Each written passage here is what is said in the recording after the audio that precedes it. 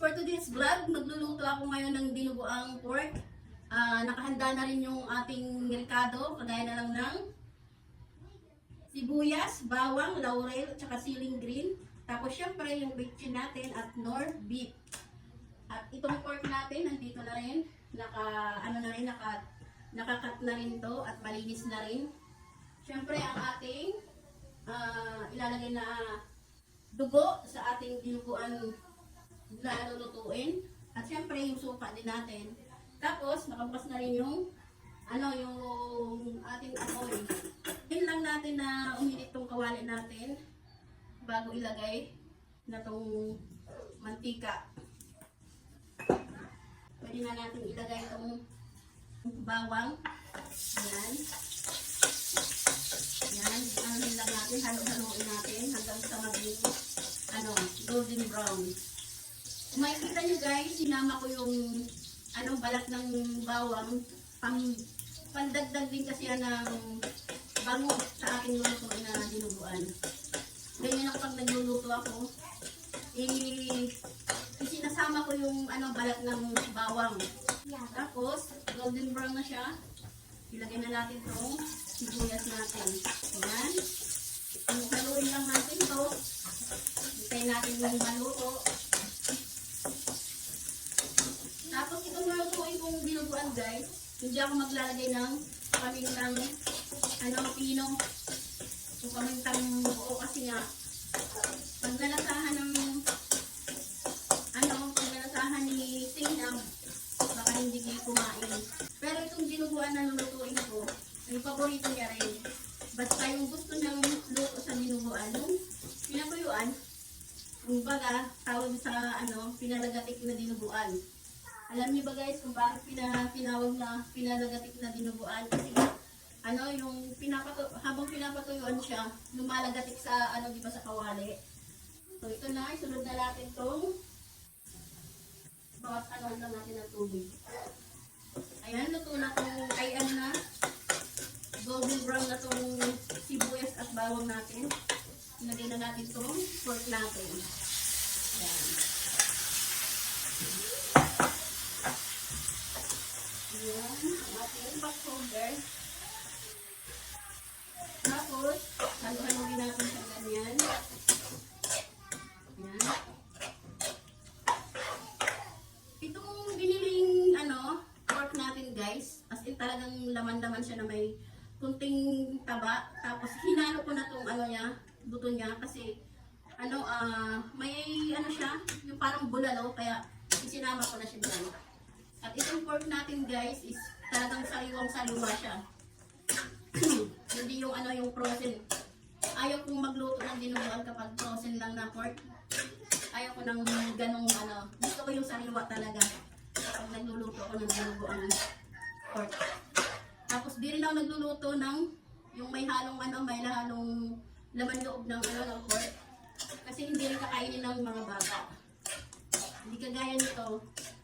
Walang walang tira. So ganyan din lang natin siya guys. Tapos lagyan na natin siya ng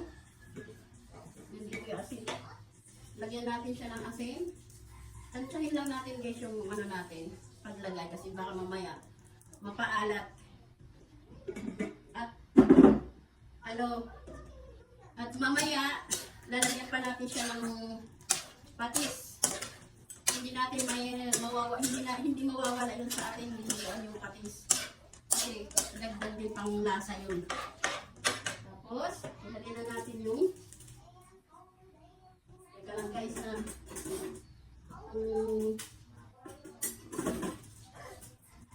ilagay na natin itong bitchin natin. Siyempre kapag wala to, hindi lalasa yung ating niluluto. So ayan, okay na yan. Tapos yung ating laurel, ayan lang yung nilalagay ko sa ating dinuguan, kaya hindi talaga naglalagay ng paminta. Kasi nga hindi kakainin ng bata yan. Ayan, haluin natin. Ganyan. Tapos yung nor beef natin guys, mamaya na natin ilalagay yun. Tapos yan, pagkatapos niya, takpan muna natin. Hintayin lang natin na maano yung sabaw niya, yung parang nagbabarang-barong na yung ano niya, yung pork natin. Yun ang masarap sa ano natin, dinuguan natin. So ito na guys, buksan na natin. Mukhang okay na tong pork natin. Wow! Ayan, medyo natuyo-tuyuan na siya. At pwede na rin natin ilagay yung ating dugo. Yan. Lagyan na natin. Oh. Wow, dami, di ba? Tapos, yan, haluin na natin. Yan. At, kailangan,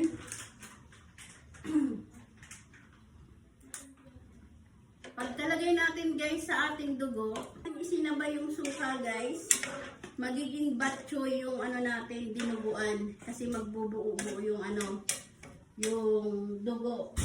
Hindi na siya magiging malapot. Tapos pagkatapos, takpan ulit natin. Hintayin na natin siyang maluto at patuyuan. Lagay na natin yung sili. Kita niyo guys, itong dinuga natin, oh. Tapos lagay na natin itong sili.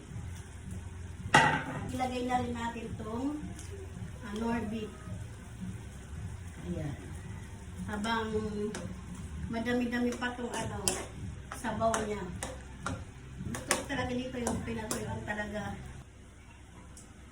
Okay na guys, yung ating dinuguan. Tingnan natin. Wow!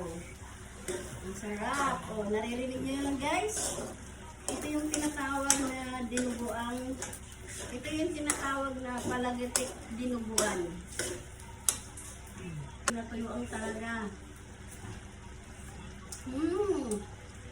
Sarap. Patay na natin yung free natin.